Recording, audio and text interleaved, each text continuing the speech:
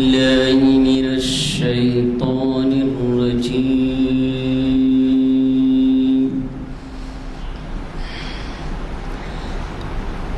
بسم الله الرحمن الرحيم.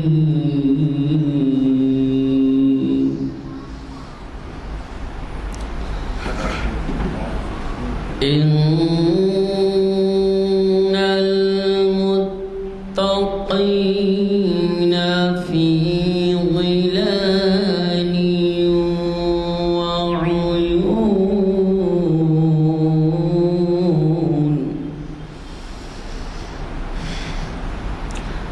وفواكه مما يشتهون.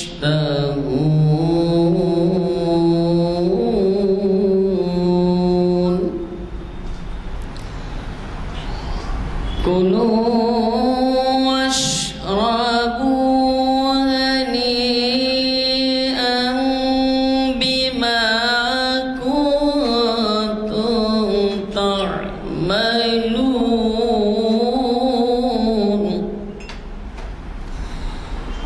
إنا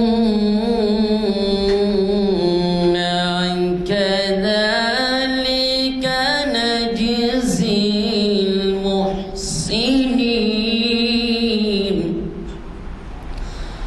ويل يومئذ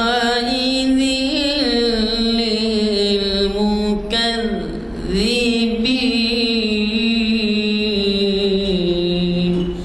صدق الله العظيم.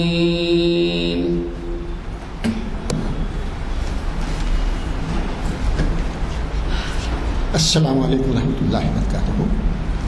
اعوذ باللہ من الشیطان الرجیم. بسم اللہ الرحمن الرحیم. وآتی ذی القربى حقہ والمساکین وابن السبیل ولا تبذلوا تبذیرا. صدق اللہ العظیم. برادران اکرام، یہ آیت سورہ بنی اسرائیل کی 26ویں آیت ہے.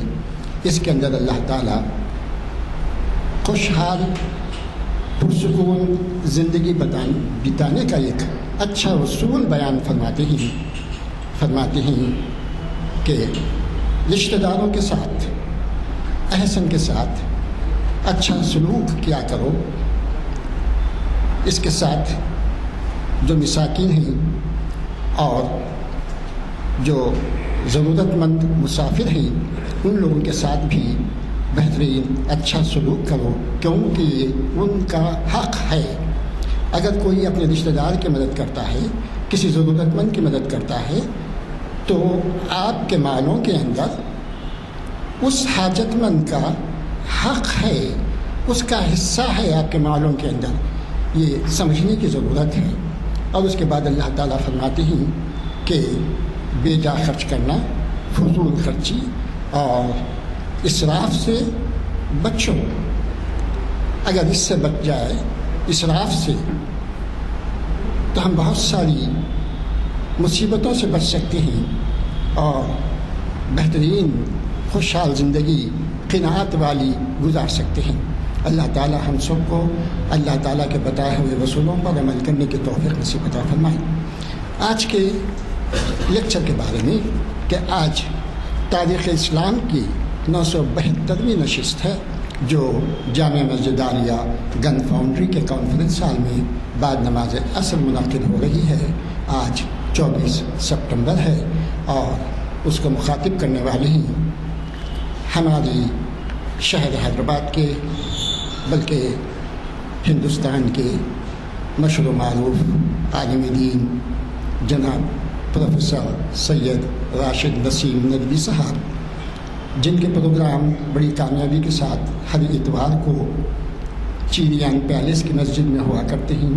اس کے علاوہ بھی دوسرے تمام مساجد میں آپ کے تفصیلی اور اہم عنوانات کے اوپر آپ کے بیانات ہوتے ہیں، جن کو سننے کے لیے لوگ کونے کونے سے جوق در جوق چلے آتے ہیں. یہ ہماری خوش قسمتی ہے کہ آج وہ ہمارے ساتھ ہیں اور آج وہ عنوان دیے ہیں اردو کی کتب سیرت کا تاریخی جائزہ میں گزارش کرتا ہوں راشد صاحب سے کہ وہ آئیں اور ہمیں مخاطب فرمائیں۔ الحمد للہ رب العالمین والصلاة والسلام على سید المرسلین وعلى آلہ واصحابہ اجمعین، اما بعد فقد قال اللہ تبارک وتعالی فی القرآن المجید والفرقان الحمید اعوذ باللہ من الشیطان الرجیم بسم اللہ الرحمن الرحیم ألم نشرح لك صدرك ووضعنا عنك وزرك الذي أنقض ظهرك ورفعنا لك ذكرك صدق اللہ العظیم۔ بزرگوں اور دوستوں، اللہ کے رسول صلی اللہ علیہ وسلم کی اللہ تعالیٰ نے جو بعثت فرمائی اور آپ صلی اللہ علیہ وسلم کو ساری انسانیت کے لیے قیامت تک کے لیے رہبر اور رہنما بنا کر بھیجا، تو اللہ تعالیٰ نے آپ صلی اللہ علیہ وسلم سے کئی وعدے فرمائے۔ انہی وعدوں میں مقام محمود کا وعدہ ہے، انہی وعدوں میں اللہ تعالیٰ کا یہ وعدہ ہے کہ ہم آپ کے تذکرے کو بلند رکھیں گے، آپ کے ذکر کو بلندیاں عطا کریں گے۔ وَرَفَعْنَا لَكَ ذِكْرَكَ، آپ صلی اللہ علیہ وسلم کا ذکر مبارک جو بلند و بالا ہے، اس کی دلیلیں ہماری عام زندگی میں اتنی بکھری ہوئی اور ہر طرف نظر آتی ہے کہ کسی بھی سلیم الطبع انسان کے لیے انکار ممکن نہیں۔ اذانوں میں اللہ کے رسول صلی اللہ علیہ وسلم کا تذکرہ، ممبر و محراب میں اللہ کے رسول صلی اللہ علیہ وسلم کا تذکرہ، اور اسی سلسلے کی ایک کڑی کہ کتابوں اور تصانیف میں اللہ کے رسول صلی اللہ علیہ وسلم کا تذکرہ۔ جہاں تک عربی زبان کا عالم ہے، معاملہ ہے، تو آپ جانتے ہیں کہ پہلی صدی ہجری ہی سے اللہ کے رسول صلی اللہ علیہ وسلم کی سیرت مدون کی جانے لگی، اور سن 80 میں پیدا ہونے والے ایک نامور اسلامی مورخ و مفکر محمد بن اسحاق بن یسار رحمۃ اللہ علیہ، جنہوں نے آنکھیں کھولی تو مدینہ منورہ میں اکابر صحابہ موجود تھے۔ دھیرے دھیرے صحابہ کا دور ختم ہو رہا تھا، لیکن تاریخ سے ثابت ہے کہ 3 صحابہ کو انہوں نے دیکھا ہے، تو لازمی بات ہے وہ تابعی ہو گئے۔ اور پھر حضرت عبداللہ بن ابی بکر یعنی حضرت ابوبکر رضی اللہ تعالیٰ عنہ کے فرزند، حضرت ابان بن عثمان یعنی حضرت عثمان رضی اللہ تعالیٰ عنہ کے فرزند، ان سے تعلیمی استفادہ کیا، اور پھر اس زمانے کے مشہور محدث جن کا ڈنکا بجتا تھا، اور اگر میں یہ کہوں تو مبالغہ نہ ہوگا کہ سینکڑوں حدیثوں کے وہی مدار ہیں، ابن شہاب زہری رحمۃ اللہ علیہ، ان کی شاگردی میں پہنچے، تو ایسے شاگرد رشید بنے کہ استاذ اپنے شاگرد کے سلسلے میں کہا کرتا تھا کہ جب تک ابن اسحاق ہے اس وقت تک علم کے ایوانوں میں ویرانی نہیں چھائے گی۔ اور ایک مرتبہ تاخیر سے پہنچے تو کہا کہ ابن اسحاق تم تاخیر سے کیوں پہنچے؟ کہا حضرت وہ آپ کے جو دربان ہیں، جو چوکیدار ہیں، انہوں نے مجھے روک رکھا تھا۔ استاد نے چوکیدار کو بلا کر کہا آئندہ زندگی میں غلطی نہ کرنا، ابن اسحاق کو نہ روکنا۔ محمد بن اسحاق ابن یسار نے آپ صلی اللہ علیہ وسلم کی سیرت مدون کی، اور پھر آپ ہی کے ایک شاگرد ابن ہشام نے مدون کی، اپنے استاد ہی کے پورے علم سے استفادہ کرتے ہوئے۔ سیرت ابن ہشام عربی کی پہلی مطبوعہ سیرت سمجھی جاتی ہے. ذخیرہ تو اور بھی تھا لیکن پرنٹ یہی ہو سکی لائبریریز میں. اسی کے مینuscripts تھے لیکن حیدرآباد کے ایک سپوت نے وہ کارنامہ کیا جو انشاءاللہ رہتی دنیا تک یاد رکھا جائے گا. علامہ ڈاکٹر حمید اللہ حیدرآبادی رحمۃ اللہ علیہ نے لائبریریز میں گھوم گھوم کر ابن اسحاق کے جو نسخے تھے، چیپٹرز تھے، الگ الگ ابواب، وہ سب کو جمع کر کے انہوں نے اس کو بھی شائع کر دیا. تو آپ حیرت کریں گے، پہلی صدی ہجری کی یہ کتاب آج بازار میں عربی میں اویلیبل ہے. سیرت ابن اسحاق اس کا نام ہے. اللہ کے رسول صلی اللہ علیہ وسلم کی سیرت پر مستند ترین کتابوں میں سے ایک کتاب. عربی میں سلسلہ چلا تو چلتا ہی چلا گیا، اور پھر اس کے بعد سے دھیرے دھیرے ہندوستان میں جب یہاں کی سرکاری زبان علماء نے محسوس کیا اب فارسی نہیں رہ جائے گی، اور فارسی کی جو ہے اب فارسی کے چلچلاؤ کا وقت ہے، تو اس موقع پر اردو میں لکھنا یہاں کے علماء نے جب شروع کیا تو 11ویں صدی ہجری ہی سے اردو میں آپ صلی اللہ علیہ وسلم کی سیرتیں لکھی گئی. لیکن یہ مسائل تھے، طباعت وغیرہ تھی نہیں، تو وہ قلمی نسخے ضائع ہوتے چلے گئے. لیکن یہ کہ اسی زمانے کا جو ایک نسخہ طبع ہوا ہے وہ ہے علامہ محمد باقر آغا مدراسی رحمۃ اللہ علیہ کا. علامہ محمد باقر آغا مدراسی، یہ بالکل 12ویں صدی ہجری، ہجرت سے میں بات کر رہا ہوں، 12ویں صدی ہجری کے ابتدائی میں آپ نے ایک سیرت لکھی، ریاض السیر اس کا نام ہے. اور الحمدللہ یہاں سے سلسلہ شروع ہوا. تو پھر اس کے بعد ان کے فوراً بعد آپ دیکھیں گے کہ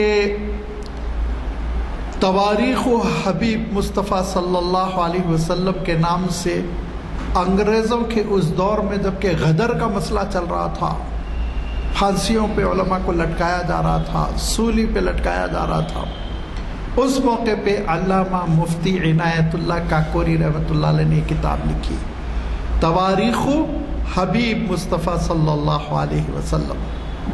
اسی زمانے میں ہندوستان کے بہت بڑے محدث گزرے، حضرت شیخ عبدالحق محدث دہلوی رحمۃ اللہ علیہ، انہوں نے فارسی میں لکھی تھی مدارج النبوہ، تو اس کا ترجمہ ایک صاحب نے کیا منہاج النبوہ، وہ بھی طبع ہوئی لکھنؤ سے، بہت پہلے طبع ہوئی، 100 سال ہو گئے ہوں گے، لیکن مطبوعہ ہے. اسی زمانے میں آپ حیرت کریں گے جبکہ سر سید احمد خان صاحب نے یہ نعرہ بلند کیا تھا کہ ہم کو اب انگریزوں سے کاندھے سے کاندھا ملا کر چلنا ہوگا، صرف احتجاجی رویے سے ہم ترقی نہیں کر سکیں گے، پڑھنا ہوگا سائنس میں، ٹیکنالوجی میں، مختلف زبانوں میں، ہم کو کامیابی حاصل کرنی ہوگی، آگے بڑھنا ہوگا، مقابلہ کرنا ہوگا. اور آپ جانتے ہیں ان کا جو کارنامہ ہے وہ آج علی گڑھ مسلم یونیورسٹی کی شکل میں. عام طور پر سر سید احمد خان صاحب کا یہی کردار، ان کی شخصیت کا یہی پہلو ہمارے اور آپ کے سامنے پیش کیا جاتا ہے کہ انہوں نے جدید تعلیم کے لیے مسلمانوں کو متوجہ کیا، جس میں کوئی شک نہیں ہے، ان کا جو کنٹریبیوشن ہے ناقابل انکار ہے. لیکن دوسری جانب انہوں نے اسلامیات پہ بھی بہت کام کیا. وہ ایک اسلامک اسکالر بھی تھے جس کے سلسلے میں کم ہی گفتگو ہوتی ہے، لہذا سیرت پر ان کی مشہور کتاب ہے خطبات احمدیہ. خطبات احمدیہ جو انہوں نے اردو میں اللہ کے رسول صلی اللہ علیہ وسلم کی سیرت مدون کی، اور یہ کوشش کی کہ اس زمانے کی جو نسلیں تھیں وہ نسلوں کو اللہ کے رسول صلی اللہ علیہ وسلم کے حالات سے ہم آہنگ کیا جائے. تو تھوڑا سا آپ کا جو رویہ تھا وہ معجزات کے سلسلے میں تعویلی تھا. لازمی بات ہے ہندوستان میں سائنس کا یہ داخلہ ہو رہا تھا، نابالغ قسم کی سائنس تھی، جدید تحقیقات سے لوگ متاثر تھے، گہرائی میں بھی گئے نہیں تھے، تو تھوڑا سا لوگوں کا ذہن بنا ہوا تھا معجزات کے سلسلے میں شک و شبہات کا. تو ایسے موقع پہ آپ کی یہ ایک پازیٹیو کوشش تھی، ایک مثبت کوشش تھی کہ معجزات کو ایسا ثابت کریں کہ وہ ایک فطری عمل ہے، قدرتی عمل ہے، اس میں عقلی طور پر انکار، بعید از عقل کوئی ایسی چیز نہیں ہے کہ نہ ہو سکے. حضرت موسیٰ علیہ السلام کے لیے 12 راستوں کا سمندر میں بن جانا، تو یہ ثابت کرنا کہ جب ہوائیں بہت تیز چلتی ہے تو پانی کٹ جاتا ہے، راستے بنتے ہیں، اور ایسا ہوتا بھی ہے، سائنس اعتراف بھی کرتی ہے. تو اس طرح کی تعویلات کی وجہ سے تھوڑا علماء متوحش ہوئے. اور پھر سر سید کے بہت قریبی ساتھی خواجہ الطاف حسین حالی، جو بہت ہی قادر الکلام شاعر تھے، انہوں نے اللہ کے رسول صلی اللہ علیہ وسلم کی سیرت پر رسالے لکھنے شروع کر دیے. ان کا رسالہ نور ہے، رسالہ مولود ہے، معراج نامہ ہے. آپ صلی اللہ علیہ وسلم کی سیرت پر انہوں نے کچھ کتابیں لکھی، لیکن منظم جو کتاب لکھی گئی وہ ہے رحمت للعالمین. یہ ہے علامہ قاضی سلیمان منصور پوری رحمۃ اللہ علیہ کی کتاب رحمت للعالمین، جو آج بازار میں بہت آسانی کے ساتھ اویلیبل ہے. اس کتاب کے سلسلے میں مولانا ابوالحسن علی ندوی رحمۃ اللہ علیہ نے لکھا کہ یہ وہ محسن کتاب ہے جس کی وجہ سے میرا رخ سیرت کے مطالعے کی طرف مڑ گیا. بچپن میں نے یہ کتاب پڑھی تھی، اور وہ بھی ایسے کہ مولانا نے واقعہ لکھا کہ 9 سال کی عمر میں آپ کے والد صاحب کی وفات ہو گئی تھی. 12-13 سال کے تھے، کسی اخبار میں اشتہار دیکھا تو پوسٹ کارڈ لکھ دیا یہ کتاب یہ پتے پہ بھیجی جائے، اپنے گھر کا پتہ دے دیا. کتاب آ گئی، اور کتاب جو آ گئی تو اس زمانے میں پوسٹ آفس کا ایک کچھ معمول تھا کہ وہ چیز آ جاتی تھی اور پوسٹ مین کو پیمنٹ کر کے وہ چیز چھڑائی جاتی تھی. وی پی آئی کچھ بولتے تھے اس کو، جی وی پی پوسٹ. اب ساری چیزیں پرانی ہوتی جا رہی ہیں. اس سے وہ کتاب آ گئی، اور کتاب کی قیمت 15 روپیے. اور گھر میں بڑوں نے ڈانٹنا شروع کیا، 15 روپیے کہاں سے تم کو دیے جائیں گے؟ تو رو پڑے. اور مولانا نے کہا کہ یتیم کے آنسو ماں کے دل پر گراں گزرے، اور میری والدہ نے فوراً 15 روپیوں کا انتظام کیا، اور میں وہ پیمنٹ کر کے کتاب لیا. اور وہ پہلی کتاب ہے سیرت پر. اس کتاب کی خصوصیت جو سب سے پیاری ہے وہ خصائص نبوی، پڑھنے کے قابل. اللہ کے رسول صلی اللہ علیہ وسلم کی خصوصیات کا جو چیپٹر ہے، پوری کتاب بہت جامع مستند ہے، اس میں کوئی شک نہیں، لیکن خصائص نبوی پہ انہوں نے جو لکھا وہ قلم توڑ دیا. بے نظیر ہے وہ چیز، بہت ہی اعلیٰ قسم کی تحریریں ہیں. علامہ سید سلیمان منصور پوری رحمۃ اللہ علیہ کے بعد علامہ شبلی کو یہ خیال ہوا کہ میں لوگوں کی سیرت لکھتا رہتا ہوں. سیرت مامون میں نے لکھی ہے، سیرت غزالی میں نے لکھی ہے، الفاروق میں نے لکھی ہے، لیکن جس کی سیرت لکھنا ہے وہ سیرت میں نہیں لکھ سکا. لہذا وہ علی گڑھ ندوہ لکھنؤ سب چھوڑ کر اپنے وطن چلے گئے اعظم گڑھ. اور اعظم گڑھ میں بہت بڑے زمیندار خاندان کے تھے. انہوں نے اپنے کھیت میں ایک اکیڈمی قائم کرنے کا ارادہ کیا کہ آپ صلی اللہ علیہ وسلم کی سیرت کی خدمت ہو، اور پورا پروجیکٹ بنایا.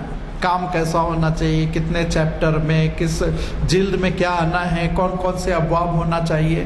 لیکن اسی اثنا آپ کی طبیعت اتنی ناساز ہو گئی کہ آپ کو اندیشہ ہو گیا کہ شاید بچنا ممکن نہ ہو، اور آپ لکھنے کا کام شروع کر چکے تھے. تقریباً 1.5 جلد آپ نے مکمل کر لی تھی. جلد اول، جلد ثانی کا بھی تقریباً 70% حصہ تیار کر چکے تھے، لیکن علالت زور پکڑ رہی تھی. تو آپ اپنے چہیتے شاگرد کو علامہ سید سلیمان ندوی رحمۃ اللہ علیہ، جو اس وقت پونا یونیورسٹی میں پروفیسر ہو چکے تھے، نوجوان سے تھے، ان کو ٹیلی گرام کیا کہ جلدی آؤ.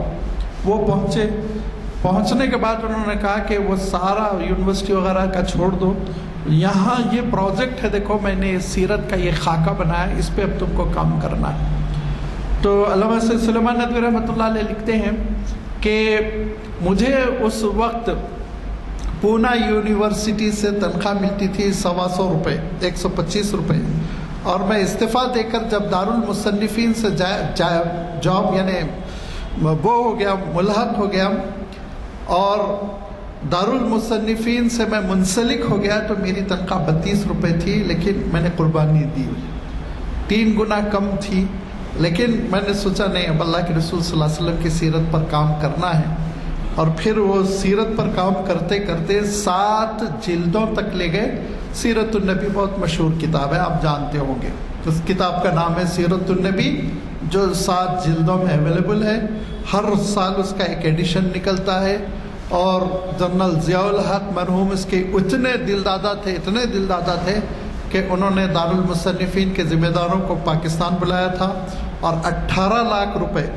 80s میں، آج کے 2 کروڑ سمجھ لیجیے، 1 کروڑ 80 لاکھ کے برابر رقم دارالمصنفین اکیڈمی کو دے کر کہا کہ پاکستان میں ہم کو اجازت دیجیے کہ ہم یہ کتاب شائع کریں، اور اجازت دے دی گئی، کیونکہ وہاں پہ وہ نسخے چھپ رہے تھے بغیر اجازت کے، الیگل قسم کے، تو پاکستان میں وہاں کی وہ اکیڈمی شائع کرتی ہے، اور ہندوستان میں دارالمصنفین اعظم گڑھ، ہو سکتا ہمارے ایڈوکیٹ صاحب تشریف لے گئے ہوں، وہ دیکھنے کے قابل ہے۔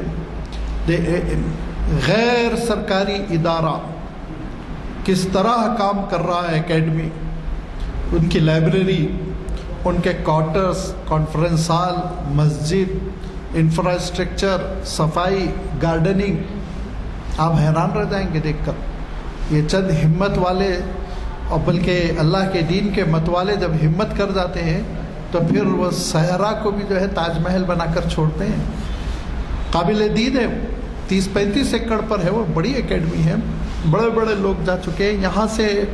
یہاں سے جب تک وہ تھے میر عثمان علی خان صاحب مرحوم، وہ امداد بھیجتے تھے سالانہ 500 روپے کی۔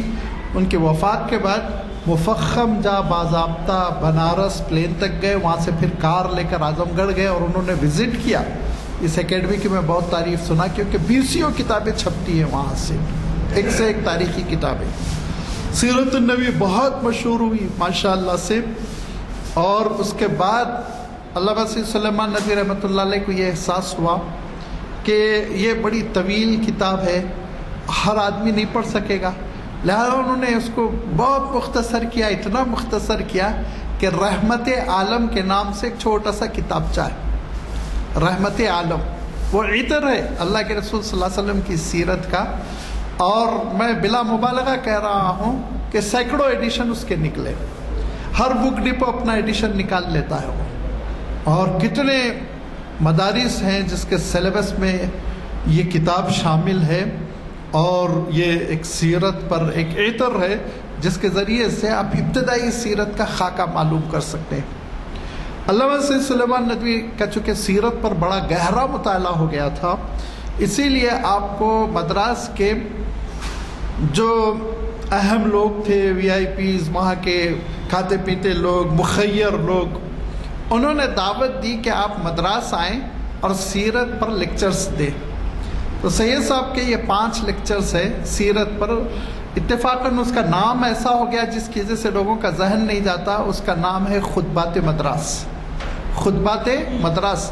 میں آپ سے گزارش کروں گا ایک بار آپ کو کتاب پڑھیں، یہ گزارش نہیں کروں گا خریدیے، کیونکہ آپ سمجھیں گے میرا کمیشن ہے، نہ خریدیں، آپ لائبریریوں سے نکال کے ایک بار پڑھیے۔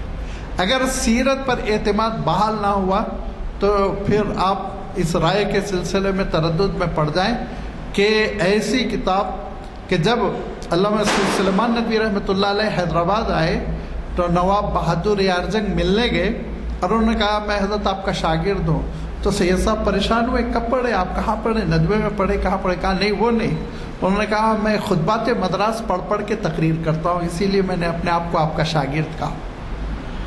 پھر سید صاحب نے ان کو ندوہ آنے کی دعوت دی، وہ ندوہ گئے، باضابطہ نواب صاحب ندوہ گئے، ندوے میں آپ نے لیکچر دیا، آپ کی تقریر ہوئی، وہ ریکارڈ میں ہے باضابطہ۔ تو میں عرض کر رہا تھا خطبات مدراس وہ بہت بہترین کتاب ہے کہ اللہ کے رسول صلی اللہ علیہ وسلم کی سیرت حجت کیسے ہے، کیسے محفوظ رہی، تاریخ کے اعتبار سے، منطقی اعتبار سے، قرآنی اعتبار سے، سارے اعتبارات سے ثابت کیا کہ سب سے محفوظ ترین سیرت، مفصل سیرت آپ صلی اللہ علیہ وسلم کی ہے۔ یہ سلسلہ نہ سیرت النبی پہ ختم ہوا، نہ رحمت عالم پہ ختم ہوا، بلکہ علماء نے سیرت پر کام کرنا جو شروع کیا تو قلم کی سیاہی تھی کہ ختم نہیں ہوتی تھی، اس میں اللہ تعالیٰ ایسی برکت ڈالتا۔ لہذا ایک مولانا عبدالرؤوف دانا پوری گزرے، انہوں نے اصح السیر کے نام سے مرتب کی۔ اصح السیر وہ بھی بڑی اچھی کتاب ہے، وہ بھی مطبوعہ ہے۔ انہی کے ساتھ ساتھ آپ دیکھیں گے کہ ایک بزرگ تھے جن کا خاصا زندگی کا حصہ حیدرآباد میں گزرا، ان کا نام ہے مولانا ادریس کاندھیلوی، بڑے محدث ہیں یہ، اور انہی کے بھتیجے ہیں پروفیسر سلیمان صدیقی جو عثمانیہ یونیورسٹی کے وائس چانسلر تھے، اب ریٹائرڈ ہیں، انہیں حقیقی بھتیجے ہیں وہ۔ تو مولانا ادریس کاندھیلوی رحمۃ اللہ علیہ نے سیرت المصطفیٰ قلم بند کی، وہ بھی بہت اچھی ہے، سلیس ہے، ایک ہی جلد میں ہے، اویلیبل ہے سیرت المصطفیٰ۔ پھر آپ دیکھیں گے کہ اردو میں اس سیرت المصطفیٰ کے علاوہ نشر الطیب بہت اچھی کتاب ہے، نشر الطیب فی ذکر الحبیب، یہ حضرت تھانوی رحمۃ اللہ علیہ نے لکھی۔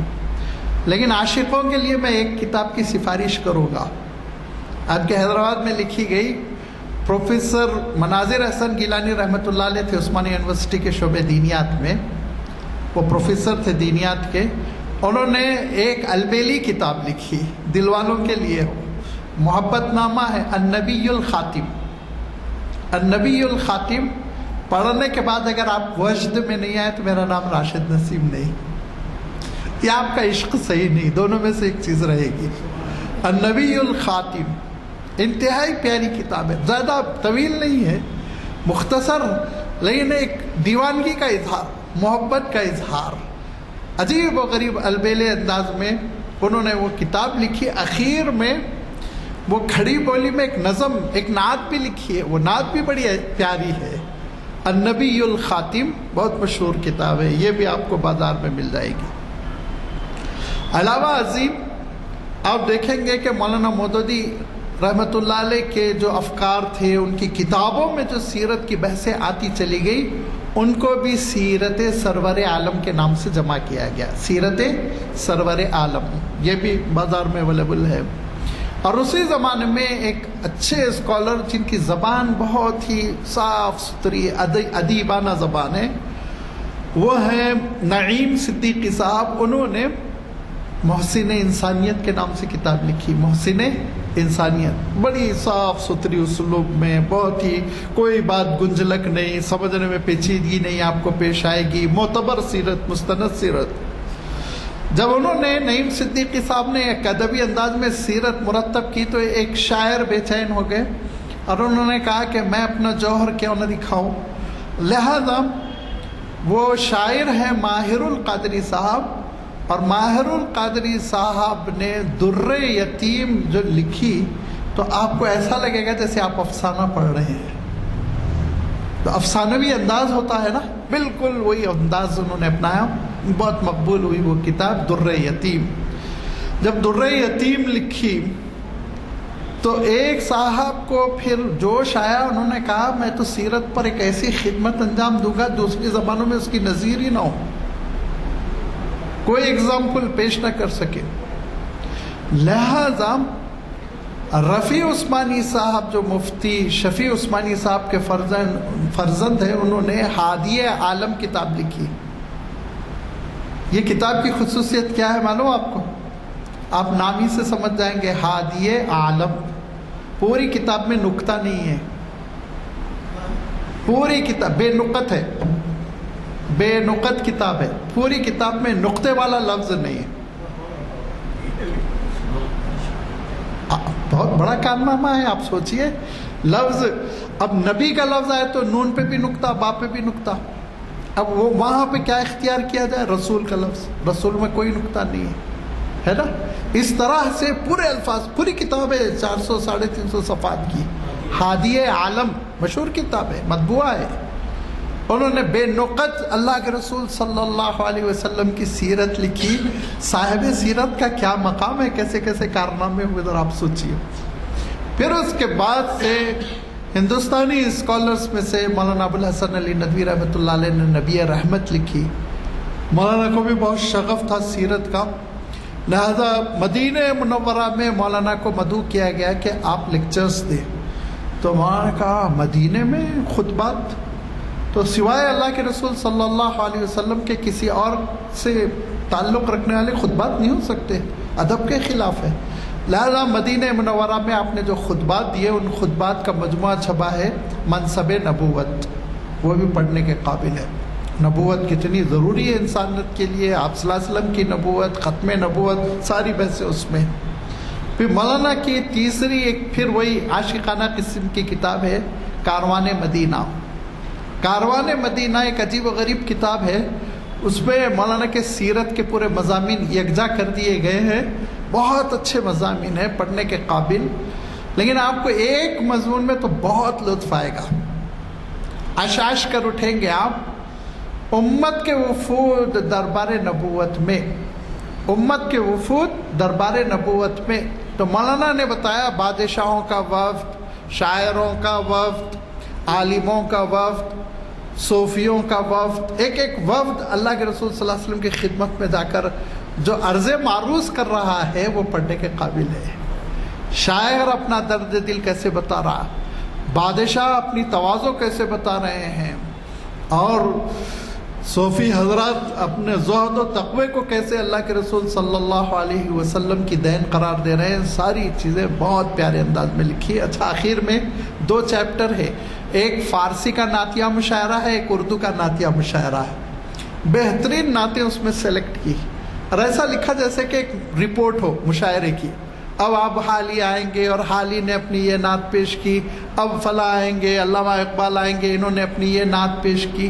اس طرح سے بہت ہی دلچسپ مضامین کا مجموعہ ہے، اور عربی میں وہ بہت مقبول ہوئی الطریق الی المدینہ کے نام سے، اور اردو میں کاروان مدینہ.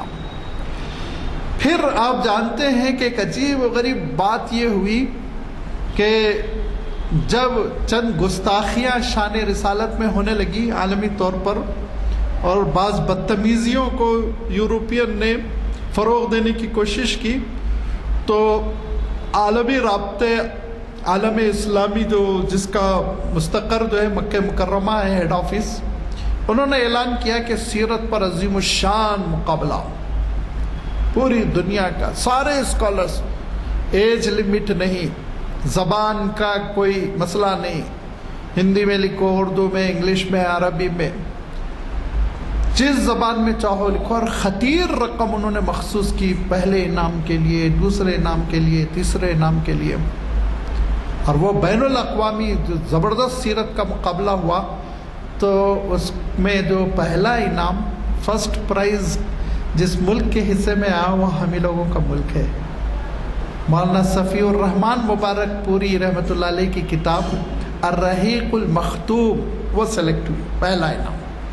اور وہ ان کو رقم بھی ملی مرحوم کو، اور کتاب بھی عربی میں شائع ہوئی، اردو میں بھی شائع ہوئی. اردو میں ترجمہ اویلیبل ہے الرحیق المختوم، انگلش میں بھی ہے، انگریزی میں بھی ترجمہ ہو گیا. تو آپ اندازہ لگائیے کہ امت کی یہ وہ شاخ ہے جو 200-250 سال سے لگاتار مسائل کے شکار، انگریزوں سے نبرد آزما رہے، ملک بٹتے چلے گئے. اور پھر ہندوستان میں جو حالات میں آپ جانتے ہیں، اور جن حالات میں ہم جی رہے ہیں وہ بھی آپ جانتے ہیں مجھ سے اچھی طرح، لیکن باوجود اس کے دنیا اللہ کے رسول صلی اللہ علیہ وسلم سے ہمارے رشتے کو کمزور نہیں کر سکی. یہ امت اللہ کے رسول صلی اللہ علیہ وسلم کے سلسلے میں حساس ہے، لوگوں کا سمجھنا چاہیے. میں ایڈوکیٹ صاحب کے توسط سے ایک پیغام پہنچانا چاہتا ہوں کہ دیکھو، ہر قوم کا ایک حساس مسئلہ رہتا ہے. ہمارے برادران وطن گائے کے گوشت پہ بہت چڑ جاتے ہیں، اچھی بات ہے، ریسپیکٹ کرو بھائی تمہارا اپنا حساس، میں اس کے خلاف میں نہیں جاننا چاہتا ہوں. لیکن یہ امت مسلمہ اللہ کے رسول صلی اللہ علیہ وسلم کے مسئلے میں جو حساس ہے، اس کا अमली नमूना ये है कि आप गर्दन काट दीजिए सब्र कर लेंगे, लेकिन अल्लाह के रसूल सल्लल्लाहु अलैहि वसल्लम के सिलसिले में एक जुमला नहीं सुनेंगे। गुज़श्ता दिनों जो झगड़े हुए थे, झारखंड का एक 16 साल का बच्चा शहीद हुआ, उसकी माँ का इंटरव्यू हो सकता आपके पास भी क्लिप आया होगा। वो कह रही मेरा अकलौता था, लेकिन नामूस रिसालत पे मरा, मुझे अफसोस नहीं है। मेरा अकलौता था कह रही है वो, लेकिन नामूस रिसालत पे मरा, मुझे अफसोस नहीं है। मैं एक छोटा सा वाक़या जो मौलाना अली मियां साहब बयान करते थे वो बयान करके, वक्त हो रहा है, इजाज़त चाहूँगा कि एक मरतबा मजाज लखनवी असरारुल हक, उनका बड़े अदीब हैं, वो तरक्की पसंद ज़माना था, वो ज़रा आज़ाद किस्म के आदमी थे, नशे के भी आदी थे और नशे में थे। मुशायरा वगैरह ख़त्म हुआ तो प्रेस रिपोर्टर इंटरव्यू ले रहे थे, तो किसी ने पूछा अल्लामा इकबाल के बारे में क्या राय है, तो उन्होंने कहा अल्लामा इकबाल मुफक्किर ज़्यादा हैं, शायर कम है। किसी ने कहा गालिब के बारे में क्या राय है, कहा वो फ़लाँ है फ़लाँ, वो आधा शायर है, तबसरे कर रहे हैं। वो बड़े शायर थे, आज़ादाना तौर पे तबसरे कर रहे थे। लेकिन एक की शामत पुकारी, उसने उसी असना ये कहा कि मोहम्मद सल्लल्लाहु अलैहि वसल्लम के बारे में क्या राय है, तो उन्होंने सामने का शीशा उठा के इसके मुंह पे फेंका और कहा अगर तू ये समझता है कि मैं नशे में आपका नाम ले लूँ तो तुझे गलत फहमी है। मैं नशे में हूँ, गुनाहगार हूँ, लेकिन सरकार का नाम अपने मुँह से मैं नहीं लूँगा। ये मुसलमानों का जज्बा है, क़यामत तक रहेगा, इसको कोई जुदा नहीं कर सकता कि हमारी अव्वलीन मोहब्बत अल्लाह के रसूल सल्लल्लाहु अलैहि वसल्लम के साथ है। लिहाजा उस मोहब्बत का जो अमली तकाजा होना चाहिए कि हम पूरी सीरत से वाकिफ़ हों। इतनी किताबें पढ़ना मुश्किल है, लाज़मी बात है, लेकिन मैं आपसे गुजारिश करूँगा कि आप अन्नबीउल ख़ातिम पढ़िए।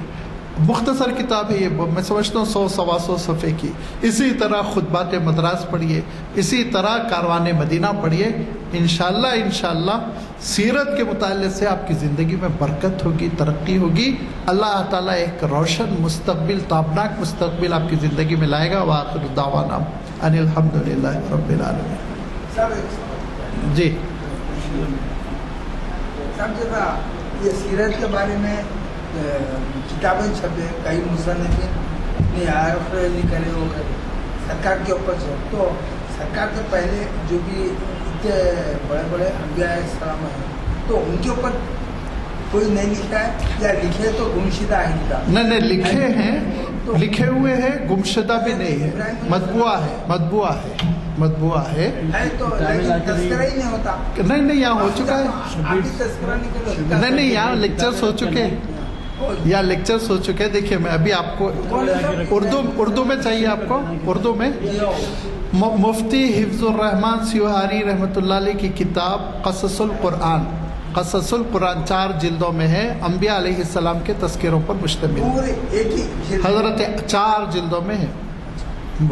वो पढ़ना आपके वो आप एक जिल्द में बोले तो नहीं है ना, इतना सारे नबियों का हज़रत क़ससुल कुरान बाजार में अवेलेबल है। शुक्रिया।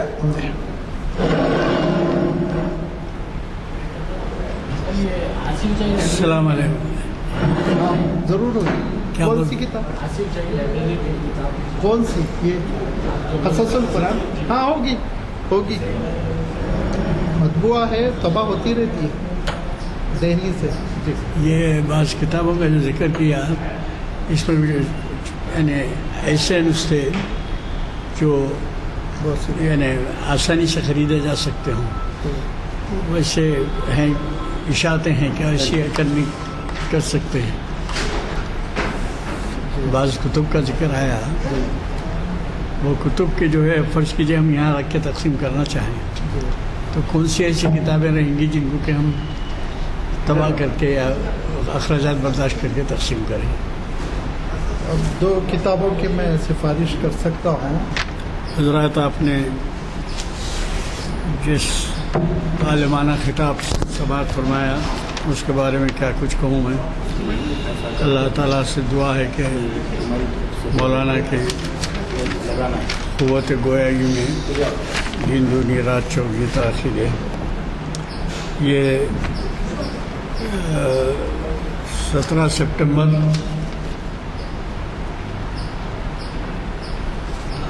کل قبل خطبہ 16 سپٹمبر کو واز حافظ محمد فائز الدین صاحب قبل صبح وہ پرانا ہے وہ غلط رکھے پرانا یہ بھی ہے کہ نہیں ہے وہی ہاں یہ لیٹسٹ میں ماشاء اللہ